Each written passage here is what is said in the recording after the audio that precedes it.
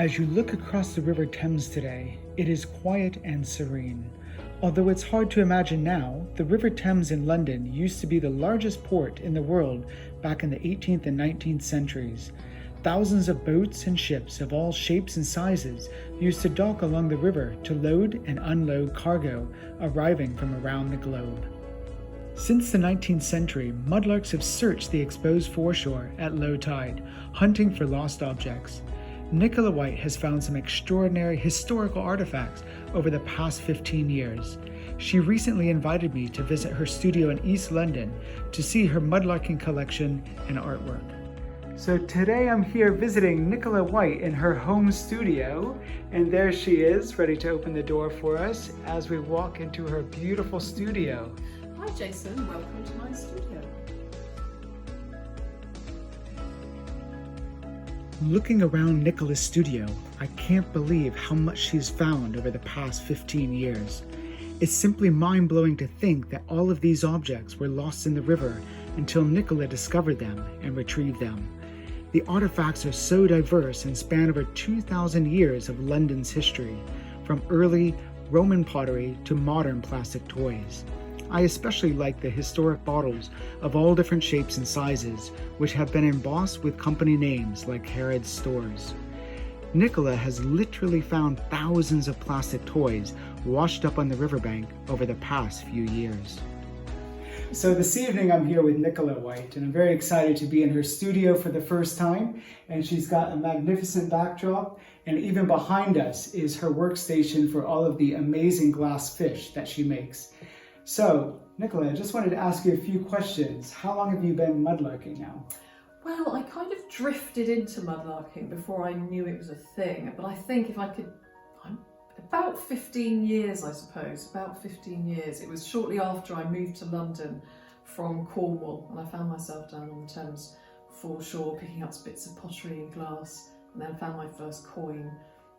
But yeah, I'd say around about 15 years or so. Okay.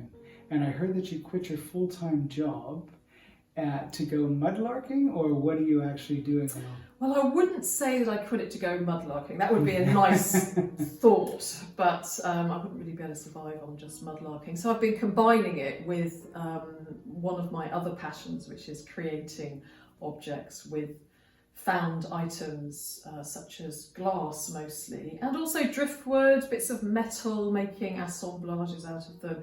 And I just love the idea of creating something with found objects, lost, forgotten objects, sort of turning them into something beautiful. Impressive. And what was the first kind of mudlarking find that hooked you, that kind of kept you going back? I think when I first found a coin, and it wasn't a particularly old coin, I hadn't realised that was something that was possible to find on the foreshore. So that I was very, very excited about. I remember shrieking with absolute delight, and then I went down and started to find other things. So I think one of my favourite finds, which really, for me, sort of encapsulates the whole essence and joy of mudlarking, is the little tag I found with a soldier's name on it. And then I was able to research him and find out that he went to Australia and fought in World War I. And it's just that idea that a small piece of metal can open up a whole story, and those remain my favourite finds, just bringing back to life for a bit of time, you know, a person from the past. I think that is just the best ever. Yeah, I can imagine. And I heard that you found a very interesting find in Greenwich, which caused the evacuation of nearby houses. Can you tell us about that find? Yeah, I did. Now that was back in, it was either 2015 or 2016. I stumbled across a grenade.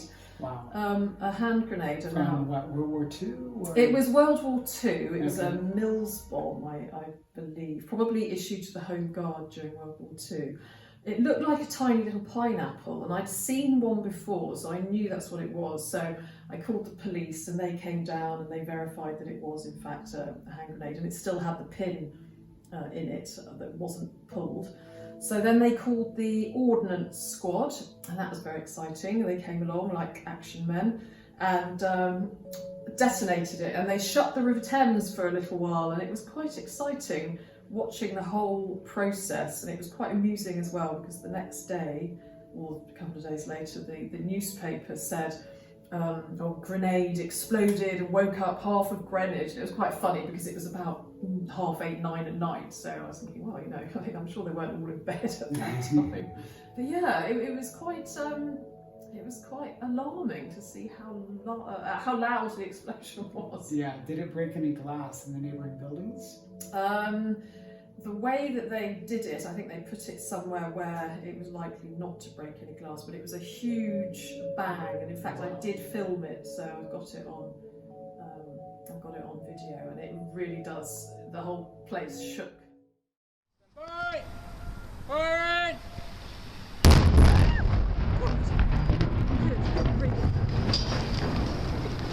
So, I've come here tonight to see a couple of the interesting things that are actually going to appear in the new Mudlarking book.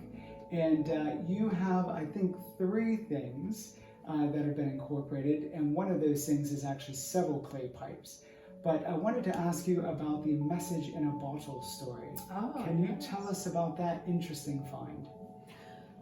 Yes, now I think it was in about 2013 that I found a message in a bottle on the Thames estuary, which is always exciting, finding a message in a bottle, because you just never know what's going to be in there. But this particular one was from a little boy called Jack, and on reading it, it said, I wish I was a Dino Thunder Power Ranger, the Red Ranger from Jack. And so I took a photo of it and put it on Twitter, and it was retweeted a lot of times. Amazingly, we found Jack, the little boy, and consequently sent him a Red Ranger Power Ranger outfit, and he then sent me back a card with a photo of himself in his Power Ranger outfit. So it was quite magical, because I think for a child to throw a wish in a river and then actually get it back is quite magical. Yeah, I absolutely love that story. And if you remember, just a few months ago, I posted that on Instagram, and then you got a couple of responses from who? Yeah, that was incredible. After you posted it on your Instagram, I was actually contacted by the actual real Queen, I think it's the Wicked Queen in the Power Ranger film, who then told the real Red Ranger actor about it.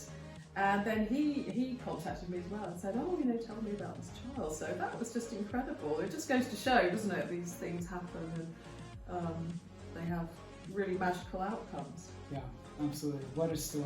That's yeah, fantastic. I mean, Jack's now obviously got to be maybe about 16 now, so he's probably grown out of his Power Ranger outfit, if not his Power Ranger obsession. But even so, that was such a lovely thing to happen, to be contacted by them. Who knew that they were Mudlarking fans? I know, exactly. And I think you're going to take the Queen Mudlarking whenever she comes to London. With Daryl Hannah, the Splash, exactly. the Splash actress. Wow, so I'm like, winner. come on down. Fantastic. That'll be quite the adventure. Great. So Nicola, I've heard that you have an amazing clay pipe collection. I can see it over there in the box. What are the favorite pipes that you found in the Thames? It's so hard to choose my favorite pipes, Jason. I've got a lovely collection here. Now, what shall I start with? I think I do love the claw pipes. I've got several different claw pipes, and this one here is a really elaborate one. Well, it's like a dragon's talon, I think, clutching an egg. And then this one here, the eagle claw one. So these lovely claw pipes. I also love this one. It's just got a beautiful horse head underneath there for the heel. And if you look at it closely, you can see the mane in great detail.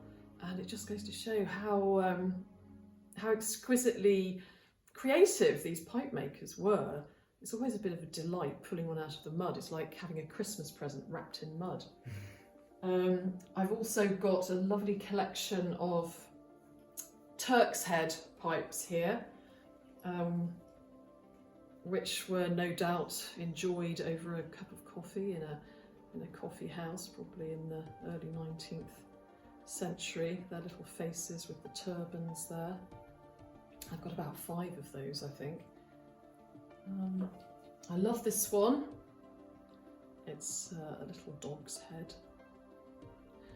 And another favourite of mine is this Louis Fiolet, a very prominent French pipe maker.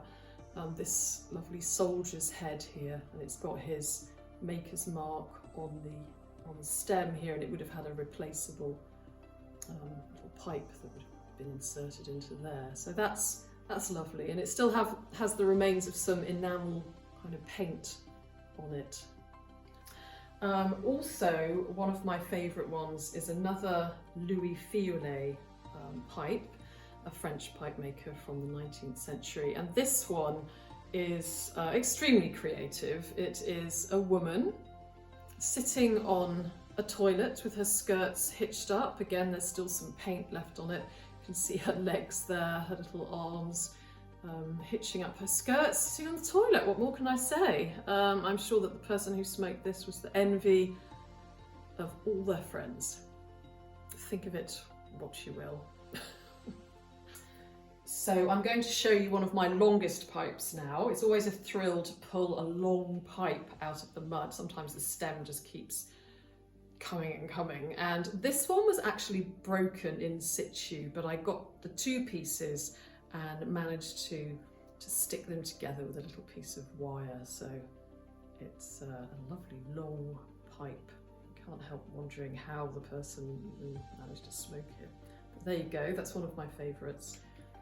And I have another one here which is so delicate. It's got a lovely little kind of delicate bend in the pipe there. It's also got a lovely maker's mark and a very nice design around the bowl. So that one was just lying on top of the mud. It was like a present. It was such a surprise. So this little onion bottle here has got to be one of my star finds. It was poking out of the mud. I could just see the neck and I thought it was just a fragment of bottle, but when I started to look a little further, I realised that there were several pieces in the mud, so I collected them all up and brought them home, about 7 pieces, and then stuck it all together. And it is a little tiny onion bottle which dates to about 1690, and I love to imagine somebody walking along with their little bottle of wine or brandy, and it's just perfect. It's like a perfect little onion shape. You can see why it would be called an onion bottle. It has been a real treat to visit Nicola's studio and see her fascinating collection of historical artifacts, which she has found in the Thames over the past 15 years.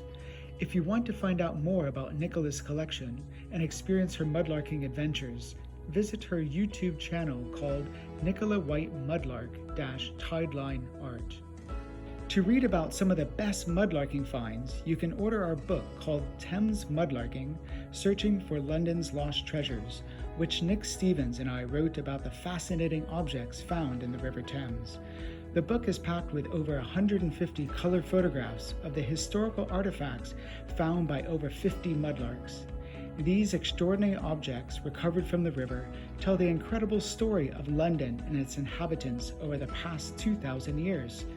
You can purchase a copy of the book on Amazon, Kobo, and most online bookstores.